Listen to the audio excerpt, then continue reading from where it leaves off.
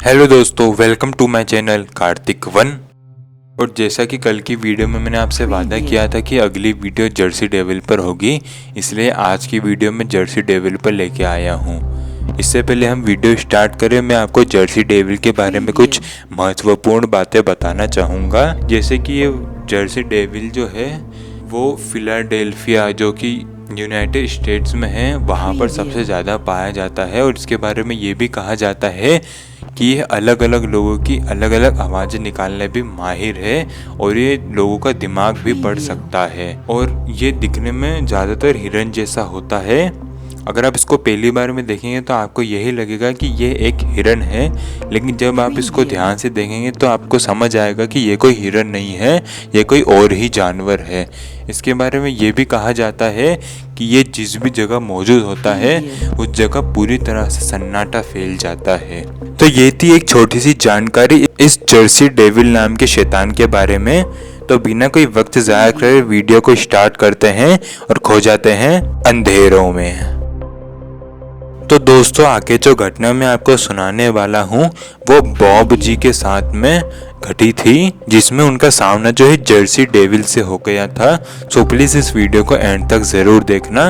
और ये घटना बॉब जी के साथ में घटी थी, इसलिए आगे की घटना उन्हीं के नज़रिए से।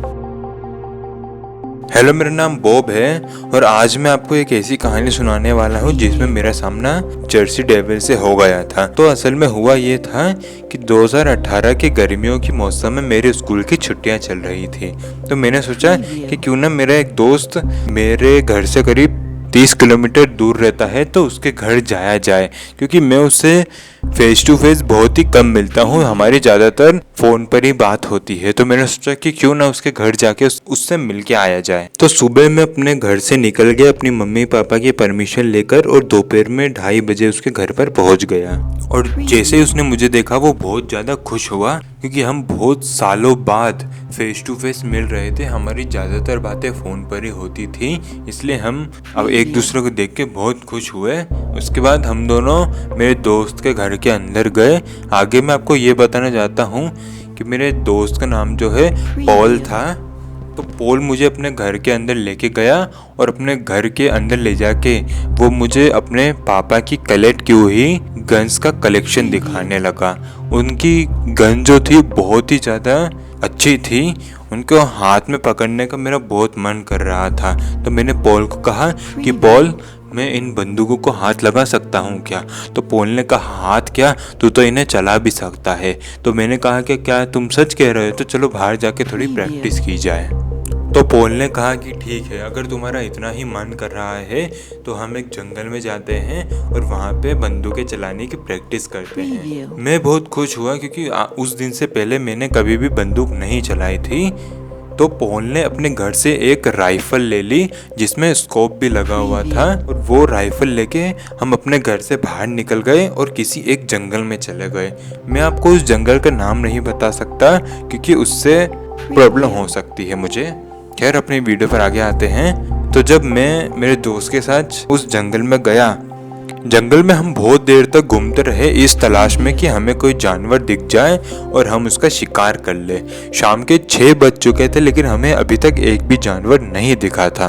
फिर सडनली मुझे और पॉल को एक हिरन दिखाई दिया एक पेड़ के पीछे, और मैंने पॉल को कहा कि पॉल देख, उस पेड़ के पीछे एक हिरन खड़ा है। तो पॉल ने जो है उस हिरन के ऊपर अपनी स्नाइपर गन तान दी और स्कोप से उसके ऊपर निशाना लगाने लगा, लेकिन निशाना लगाने के बजाय पॉल जो है डर गया। मैंने उससे पूछा कि तुम डर क्यों रहे हो, तुम इस पर निशाना क्यों नहीं लगा रहे? यह कहते ही मैंने पॉल से वो गन ली और उस स्कोप से उस हिरन को देखने लगा। तो मैंने उस हिरन में देखा कि ये हिरन कुछ अजीब लग रहा है। तो पॉल ने कहा कि ये अजीब लग नहीं रहा, मुझे तो लगता है ये हिरन ही नहीं है, ये कोई और जानवर है। तो मैंने पॉल को कहा कि अगर ये हिरन नहीं है तो ये कौन सा जानवर है? तो पॉल ने कहा कि मुझे नहीं पता। तो मैंने पॉल को कहा कि ये जानवर मुझे कुछ ठीक नहीं लग रहा, हमें यहाँ से निकलना चाहिए। यह कहते ही हम दोनों वहाँ से निकलने लगे। हम लोग वहाँ से निकल ही रहे थे, तभी हमें पीछे से पॉल के पापा की आवाज़ आई। वो कह रहे थे कि पॉल देखो, मैं यहाँ हूँ, मुझे तुम्हारी मदद की ज़रूरत है, यहाँ आओ। तो मैंने पॉल को कहा पोल, तुम्हारे पापा जंगल में क्या कर रहे हैं, वो भी इस समय? तो पोल ने कहा कि ये मेरे पापा नहीं हो सकते, ये कोई और जानवर है। तो मैंने कहा कि तुम्हारा क्या मतलब है, ये तो तुम्हारे पापा की ही आवाज़ है ना। तो पोल ने कहा कि ये हो ही नहीं सकता, क्योंकि मेरे पापा तो जॉब पे गए हैं और वो रात को 10 बजे घर आते हैं, और अगर वो जल्दी घर आ भी गए होंगे तो वो इस जंगल में क्या ही करने आएंगे। मैंने पोल को कहा कि अगर तुम्हारे पापा की आवाज़ नहीं है तो कौन है जो जंगल में तुम्हारे पापा की एकदम सेम टू सेम आवाज़ निकाल रहा है। तो पोल ने कहा कि मुझे नहीं पता। इसके बाद एक बार वापस से पोल के पापा की आवाज़ आई। वो एक ही बात को बार बार दोहरा रहे थे। तो मैंने पोल को कहा कि हमें इस आवाज़ का पीछा करना चाहिए और देखना चाहिए कि ये आवाज़ कौन निकाल रहा है। तो पोल ने कहा कि ठीक है, हम चलते हैं। और जिस तरफ से आवाज़ आ रही थी हम उस तरफ गए। तो जब हम जंगल में थोड़ा अंदर जाने लगे तो हमने देखा कि वही हिरन जिसको हमने पहले देखा था वो हमसे 10 मीटर की दूरी पर खड़ा था, और वो ही पोल की पापा की आवाज़ें निकाल रहा था। उसकी शक्ल मैंने पहली बार देखी थी। वो बहुत ही डरावना लग रहा था और उसके शरीर के कई हिस्सों पर लाल कलर का कुछ लगा हुआ था। मुझे जहाँ तक लगता है वो शायद किसी का खून था। तो जैसे ही मैंने उसको देखा तो मैं इतना ज़्यादा डर गया कि मैं जिस जगह खड़ा था उसी जगह पर बर्फ़ की तरह जम गया। मैं थोड़ा थोड़ा कदम पीछे ले रहा था ताकि वो जानवर को शक ना हो और वो हम पर हमला ना करे। मैं पीछे ले ही रहा था तब उस जानवर ने बहुत ही अजीब आवाज़ अपने मुंह से निकाली।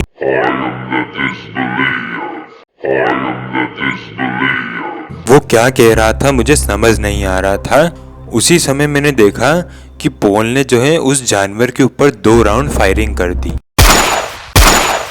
वो गोली उस जानवर को लगी या ना लगी मुझे नहीं पता, क्योंकि गोली की आवाज़ सुनकर मैंने तो अपनी आंखें ही बंद कर ली थी। लेकिन मैंने देखा कि वो जानवर भागते हुए जंगल के अंदर चला गया। उसके जंगल के अंदर जाने के बाद मैं और पोल भागते हुए अपने घर के अंदर आए और हमने डिसाइड किया था कि ये बात हम किसी को भी नहीं बताएंगे, क्योंकि हमें इसके वजह से डांट पड़ सकती थी। इसलिए आज तक हमने किसी को भी ये बात नहीं बताई है। लेकिन जब भी हम इस घटना को याद करते हैं तो हमारे शरीर के सारे रोंगटे खड़े हो जाते हैं। तो दोस्तों ये कहानी यही होती है ख़त्म। वीडियो अच्छा लगा हो तो प्लीज़ वीडियो को लाइक कर दीजिएगा। और जैसा कि कल की वीडियो में मैंने आपसे कहा था कि अगली वीडियो जर्सी डेविल पर होगी, इसलिए आज की वीडियो में जर्सी डेविल पर लेके आया था और मैंने अपना वादा पूरा कर दिया है। तो प्लीज़ आप भी अपना फ़र्ज पूरा कीजिए और इस वीडियो को लाइक कर दीजिए। और मैं आपसे वादा करता हूँ कि कल की वीडियो जो है मॉथमैन नाम के एक क्रीचर पर होगी जो कि बहुत ही ज़्यादा रहस्यमयी है। तो मिलते हैं कल की वीडियो में, तब तक के लिए जय हिंद, जय भारत।